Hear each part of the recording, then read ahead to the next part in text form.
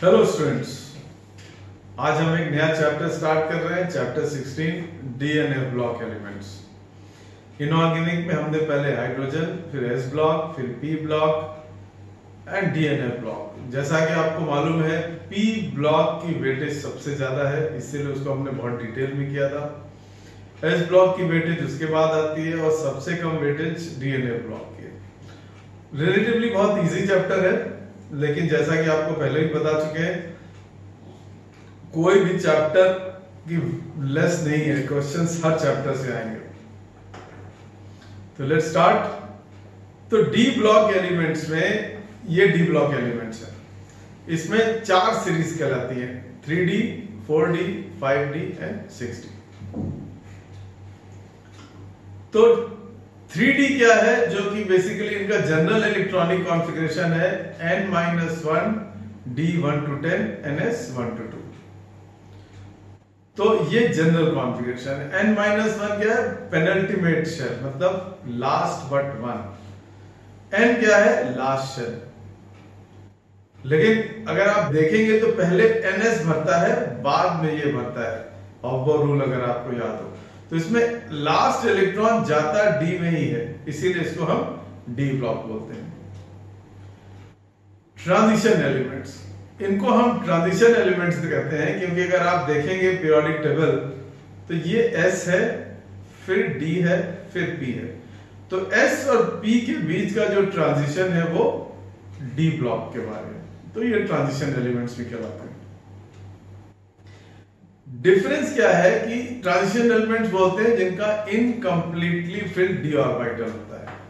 तो जहां D10 आ जाता है वो ट्रांजिशन, वो डी ब्लॉक है लेकिन ट्रांजिशन एलिमेंट नहीं। तो इसलिए जिंक, कैडमियम, मरकरी ये ट्रांजिशन मेटल नहीं है, लेकिन ये डी ब्लॉक एलिमेंट्स है।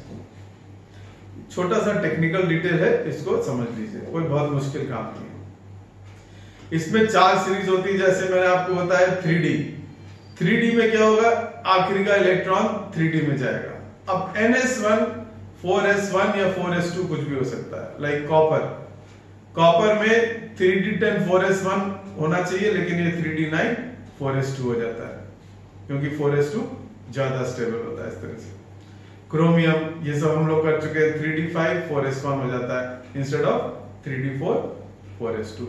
तो कॉपर ये होता है, क्रोमियम ये होता है, ये नहीं होते हैं क्योंकि डीप फुल हो जाता है।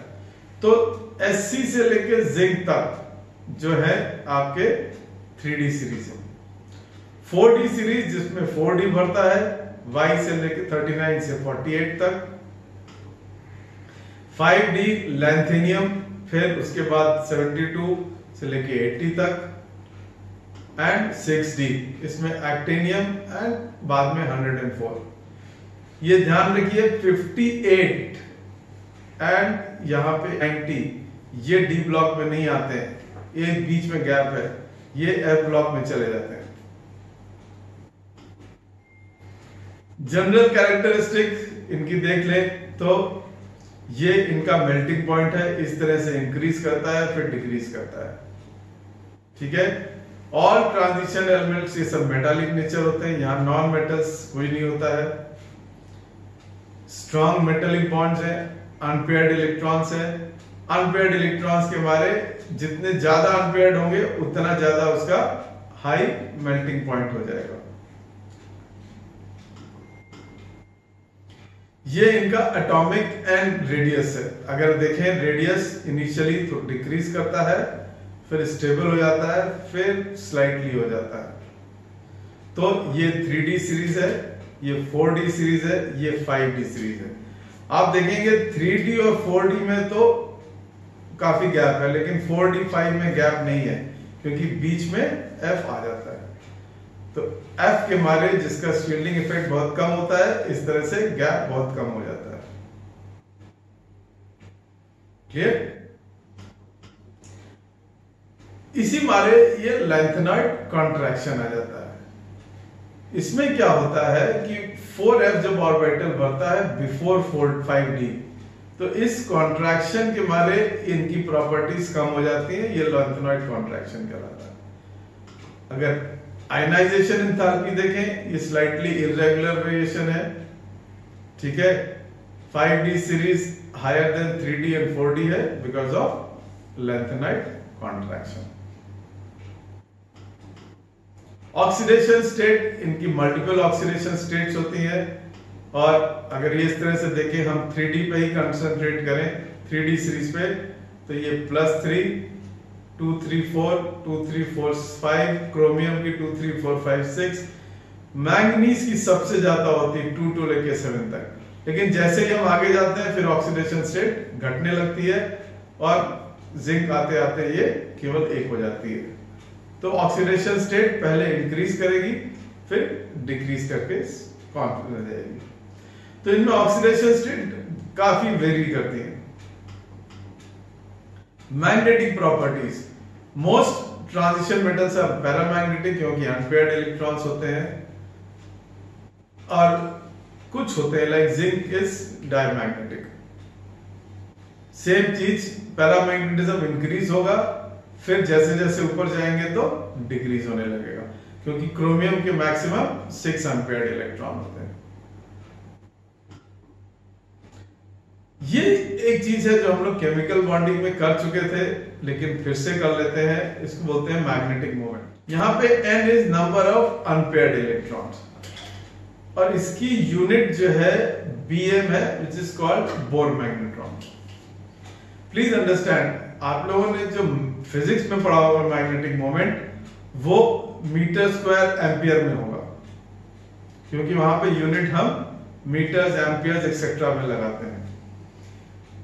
अगर हम रफली जाने तो 1 Bohr magneton is equal to 9.274 10⁻⁻24 metre square amperes. Amperes को हम चार्ज पर टाइम भी बोल सकते हैं। क्लियर? लेकिन केमिस्ट्री में हम लोग बीएम यूज ही करेंगे। आपको ये सब उतना ज्यादा इंपॉर्टेंस नहीं है, बट एक नॉलेज होनी चाहिए। तो आपका काम basically number of unpaired electrons निकालें और इस तरह से उनका बीएम वैल्यू निकाल लें। ये सब कैटालिटिक प्रॉपर्टीज होती है। क्यों? बिकॉज इनका इनकम्प्लीट डी ऑर्बिटल होता है, large surface area, variable oxidation states, ability to form complex. इन 4 के मारे जो है डी ऑर्बिटल्स वाले जितने भी हैं, ये कैटलिस्ट की तरह बहुत यूज होते हैं। इनके ज्यादातर कंपाउंड कलर्स होते हैं। क्यों? क्योंकि अगेन इनकम्प्लीट डी ऑर्बिटल्स, तो ये ऊपर जा सकते हैं फिर वापस आएंगे, और जब वापस आएंगे तो कलर एमिट करेंगे, और जनरली ये कलर विजिबल रीजन में होता है। ये जो रेडिएशन निकलती है, इसलिए आपको ये कलर दिखाई देते हैं। ये हम पहले भी कर चुके हैं हाइड्रोजन स्पेक्ट्रम में, जो एटॉमिक स्ट्रक्चर में था, और अभी जब हम कोऑर्डिनेशन कंपाउंड में करेंगे तो इसको और डिटेल में करेंगे। एक छोटा सा एग्जांपल दे देते हैं। Sc3+ कलरलेस होता है क्योंकि 3d 0 हो जाता है, 3d 0Ti। लेकिन जैसे 3d 1 होता है, ये पर्पल हो जाता है, ये 3d 1 ब्लू हो जाता है, ये 3d 2 ग्रीन कलर हो जाता है। तो जो कोई इलेक्ट्रॉन डी में नहीं है तो कलरलेस हो गया है। अगेन ये आपको कलर याद नहीं करने हैं, केवल समझना है। 3d3 वॉयलेट, ये 3d3 वॉयलेट, ये 3d4 वॉयलेट, इसका 3d4 क्रोमियम का ब्लू। क्यों चेंज हो गया? बिकॉज इसमें अंदर न्यूक्लियस चेंज हो गया, न्यूक्लियस चेंज होने से एनर्जी चेंज हो गई। और 3d5 Mn पिंक होता है, Mn+2। ये हम लोग ऑर्गेनिक में भी यूज करेंगे जब टेस्टिंग करेंगे हम लोग, कि कैसे KMnO4 एक्सेट्रा यूज होता है, तो फिर हम उसको अनसैचुरेशन टेस्ट कर सकते हैं। ट्रांजिशन मेटल्स कॉम्प्लेक्स बनाते हैं due to d orbitals, smaller size, higher charge on cations. Example ये हो गया आपका। कॉम्प्लेक्स कंपाउंड को हम लोग चैप्टर 18 में और डिटेल में करेंगे।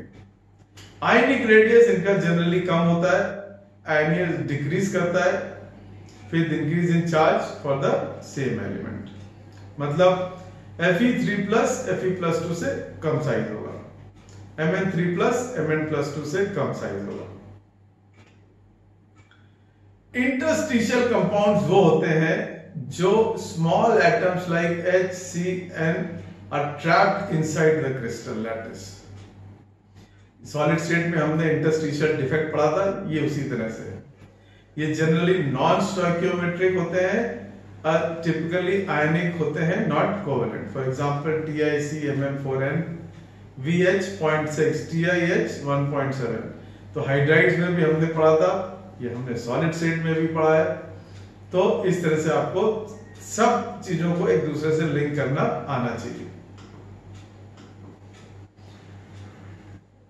They have high melting points and they are generally higher than those of pure metals, interstitial compounds का। They are very hard. Some borides approach diamond in hardness। तो कई बार हम जब ड्रिलिंग एक्सेट्रा में यूज करते हैं तो कुछ बोराइड्स यूज कर लेते हैं जो कि बहुत ही हार्ड होते हैं। इनकी मेटल कंडक्टिविटी रहती है, केमिकली ये इनर्ट होते हैं। अलॉयज ये बहुत बनाते हैं क्योंकि इनका साइज मोरलेस सेम होता है, ब्रास, ब्रॉन्ज, स्टील एक्सेट्रा। अब यहां पे मैं क्या करूंगा, कुछ कॉमन अलॉयज और उनकी कंपोजिशन